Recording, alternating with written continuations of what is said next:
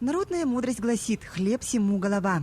Ни один стол ни в одной семье, пожалуй, не обходится без главного продукта – свежего хлеба. О том, чтобы жители Амги и близлежащих сел имели возможность приобретать свежий, душистый хлеб, заботится хлебокомбинат «Колос» села Амга.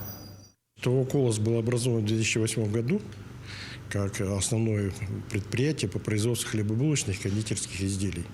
Также имеется сеть своих маркетов.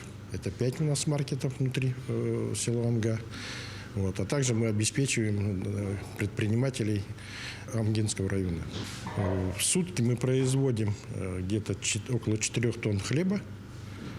В зависимости от спроса, а также ежедневно производится до 15 видов булочных изделий и такое же количество кондитерских изделий. Нам удалось побывать в пекарне и понаблюдать за процессом приготовления булочек. Переступив порог этого цеха, мы сразу почувствовали запах свежеиспеченного хлеба и булочек, сделанных с любовью и хорошим настроением. Пекарь Шаянова Вера Сергеевна вот уже на протяжении 18 лет вкладывает в свое дело старание и душу. Вот поэтому хлеб и булочки на диво пышные да румяные. Продукцию мы выпускаем: булочки, батоны, пирожки делаем, рыбные пироги. И помимо этого теста еще для населения.